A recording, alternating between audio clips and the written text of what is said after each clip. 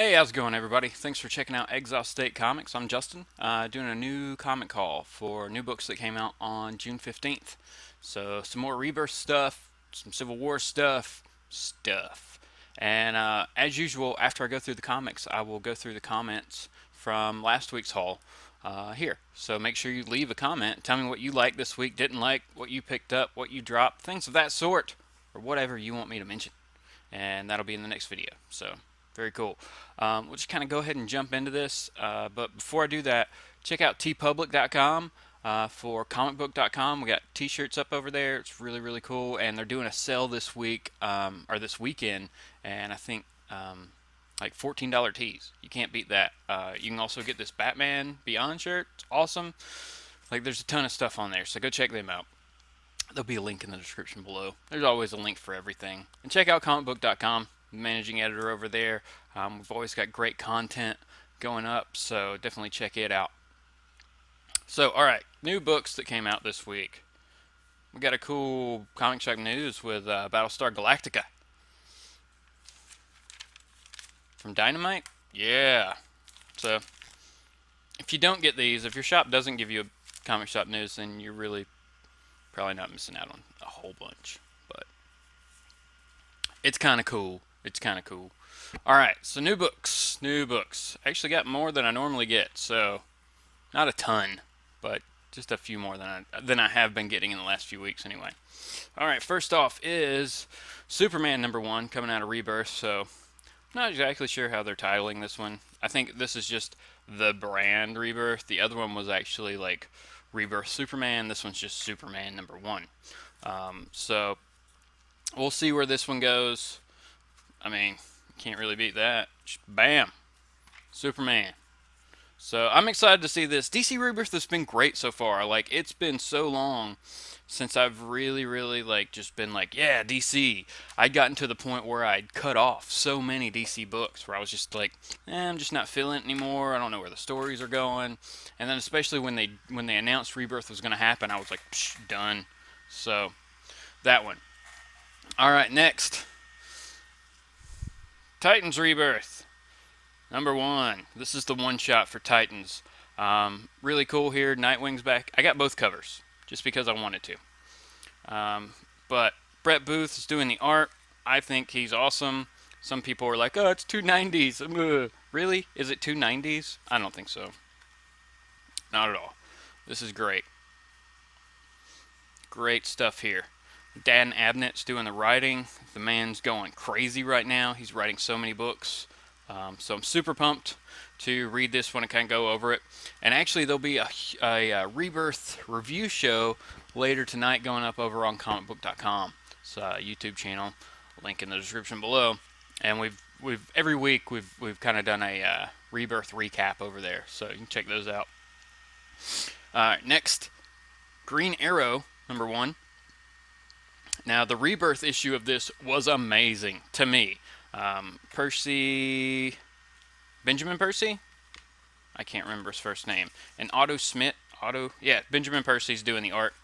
Or, I'm sorry, Benjamin Percy is doing the story, and Otto Schmidt is doing the art in this. And so far, like I said, that first issue I thought was amazing. Like, it brought it back to Green Arrow. The Green Arrow that we known pre-New 52. I don't even count New 52 as Oliver Queen. It was just a completely different character for me. Alright, next, of course, we got Batman #1. And this one looks to be pretty sweet as we get the introduction of these two new characters and whether or not they're actually trying to take Batman out and all the other vigilantes in Gotham or what's going on. So, let me show you something in here. Maybe. Oh yeah. Look at the Batmobile. Look at the Batmobile. That's about as close as we're going to get to the Batman the Animated Series. That looks great. So he's got the like the face on the front, which is reminiscent of the older car, like the 50s and stuff. Maybe through the 60s. The Batmobile kind of changes based upon who's just drawing it. But I really like that one. I thought it was, I mean, come on. It's pretty close to the animated series, and to me, that's the best Batmobile. I would love to get that model of it, the Batman the Animated Series Batmobile statue. I don't know, that thing's huge, but it looks great, so I'm super pumped about that. All right.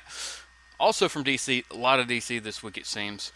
We got Poison Ivy, Cycle of Life and Death, issue number 6. Yes, and this is the final issue of this miniseries. So we'll see how this kind of winds up. Hopefully the plant babies are gone. I'll show you something. I'll show you something. Maybe. There's a lot of stuff going on. All right, there you go.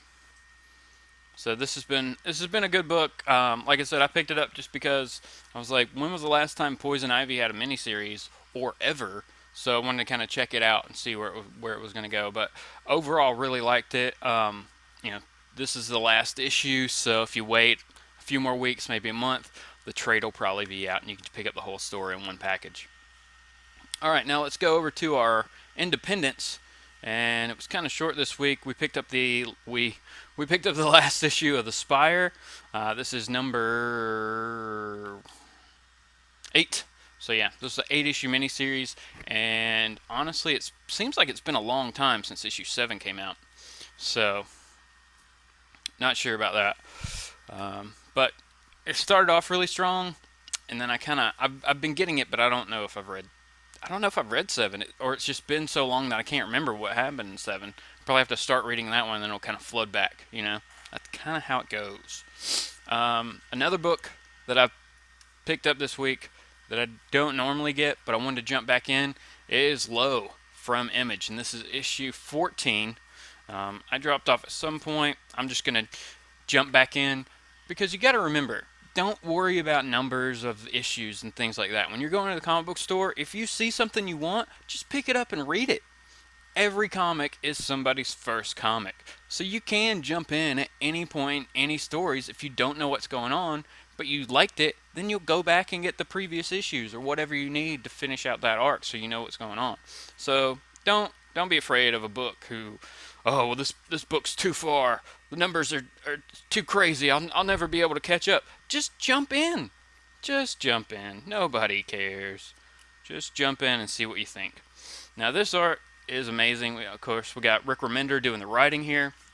So definitely check out Low if you haven't. They're at 14, so that you know that they have 2 trades out already and another issue, and the third one will be out. So you could get those 2 trades, read up, and 2 months, the next trade will be out. So there you go. All right, last Image book this week is Invincible 129. This book never fails to be awesome. Even what people would say would be filler issues are still great. And Invincible, of course, this is Robert Kirkman doing the writing here. We brought back the Corey Walker as the artist. I think he's just going to be back for a few issues, while the normal artist kind of jumps back. So, I mean, there's just some crazy stuff going on in this book. It's always crazy. And it's great. If you like superhero books, this is the book you need to pick up from Image. Because it says up at the top, along the top there, it says, the best superhero comic in the universe, but superhero is marked out, so it's just the best comic in the universe. And realistically, between Invincible and Saga, Image has 2 of the best books out each and every month that those books come out. Because sometimes Saga takes a break, and Invincible also takes breaks too. But you can understand that as they just kind of get caught up and things like that. So, really, really cool stuff there. Alright, now let's go into Marvel. First and foremost here, we got Squadron Supreme number 8. We've got all of our guys kind of kneeling to Medusa. So we're going to have some Inhuman involvement in this one.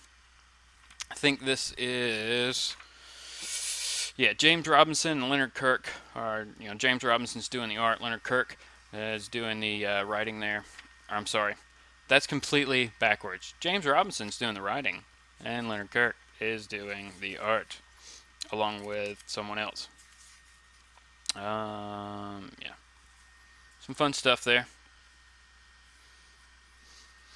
So, I don't know how long they're going to go. I'm really surprised that I haven't seen the sales numbers for Squadron Supreme, but with other books that I really like that got canceled, I'm surprised that Marvel hasn't canceled that one just because I like it, because that's kind of how it seems. All right, the big book for Marvel this week, of course, is Civil War 2, issue 2. As we go further down the rabbit hole with Ulysses and everybody, got some awesome stuff here. We all know what happened last issue with War Machine and She-Hulk, so we'll kind of see the repercussions of that going forward. I don't know. This one's shaping up to be a great story. If you haven't been reading it, there was a 0 issue. We got 1 and 2, so you got 3 issues to kind of catch up if you want to on Civil War 2. Going into Civil War 2, I was not pumped about the idea of it just because I felt like it was a cash grab. But the story's actually really well done. Brian Michael Bendis is doing a good job, so I was wrong. But I picked it up the whole bloody time, so it's not like I just didn't get it, you know. And the last new book I got this week from Marvel is Uncanny X-Men, issue number 8. Yep. 8. Yeah. So really cool silent cover here. Let's see. Let's show you something. Let's show you something that you'd actually be able to see. Cullen Bunn's doing the writing on this title now, and he has been, I believe, since it started. And Ken Lashley is doing the art. So really enjoying this one with X-Men, and this still has the Apocalypse Wars on it. That thing should be over by now because none of the books seem like they're really following each other in that story. I don't know, but I'm not picking up all new X-Men. Not really digging the younger team of the time displaced X-Men. I still don't understand how they haven't gone back in time yet to their time, and because they haven't, how it just hasn't completely messed up the time stream. But whatever, comics, right? That's all you can do. All right, and the one back issue I got from the editor-in-chief over at Comic Books. He sent it to me because I'm trying to fill out this series. And this is the Mighty Thor 339. This is the 2 issues away. 337 was the first introduction of Beta Ray Bill. In this one, this is the first appearance, or where they actually forge and make his hammer, Stormbreaker.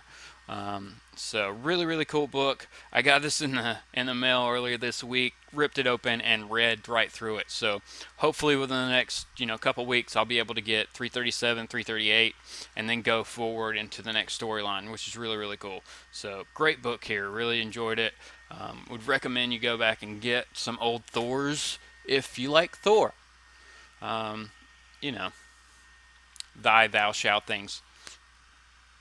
So it's, if you read it right, it's good. It's really good. All right. So let's jump into comments from last week. First, we got JLS Comics. Definitely check out JLS Comics. He's also a writer over at comicbook.com for us, doing a great job putting out great content, and also his channel here on YouTube, putting out great content. I think he did an Alpha Flight #1 review a couple days ago. That was really cool. So definitely check him out. And he says, "Nice haul, Justin. Glad to see you picked up Thunderbolts." Yeah, last week's Thunderbolts pretty good. Now that one, if you want to talk about a 90s book, that's some 90s art right there. I'm skipping the tie-ins too. Honestly, I'm not too keen on getting the main book either at the price gouging price point. Yeah, what was this one? This one was, this is a $5 book. So DC, all their stuff is $2.99, and Marvel's putting out stuff for $4 and $5. So Marvel, all their books are more expensive than DC right now. So, but thanks for commenting, JLS. All right, next we got the Comic Fool. It says, "Great books, Justin. Great info on the history of how long the writer's been working on that book. That's a long time. Really liking the headset sound quality. It sounds like a comic radio station." Yeah, we should do that. I'll just put up an image and I'll just talk over an image one day, and that'll be fun. That'd kind of seem like a podcast, but I can do it. And he said, "Flash is my favorite of the week." Flash was great last week. Really enjoyed that. How you get the story lead up. You get the middle of the book, kind of tells you what happened.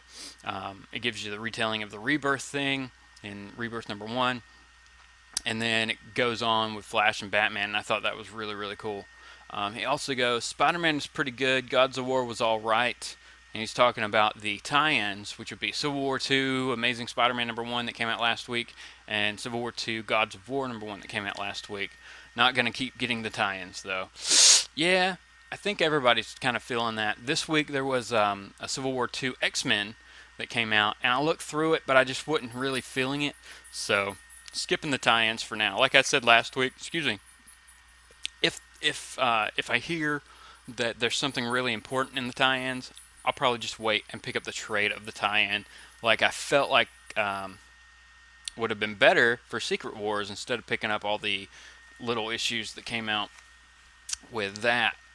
But definitely everybody check out the Comic Fool. Great stuff going up. Great hauls. He did a video where he went to see a movie. I can't remember if it was X-Men or what movie it was, but that was a really cool video. So keep up the good work, Comic Fool. And last but not least, we got Holger Peterson. Says, I haven't read the Gods of War issue so far, but the last Hercules run was really great. I can highly recommend it to you. Okay. Also, last week's Old Man Logan #7 and Spider-Woman, totally underrated series, #8 were awesome books. Now, I've heard that. I've heard some really good things out of Spider-Woman. I kind of wanted to jump into that Spider-Women series, that arc that was going on that was crossing over all 3 of the books. And so I guess that was a total of an 8-run book because you got the bookends and then 6 total issues. So, but everybody check out Holger Peterson also. Really appreciate you guys commenting. Like I said, leave a comment. Let me know what you're picking up, what you didn't like, what you dropped, things of that sort, and I'll read it in the next week's haul. So thanks a lot, everybody. Have a good one, and I'll be back soon with some more videos. And check out comicbook.com's YouTube channel. Just check out all the stuff in the description, because it's good stuff. Have a good one.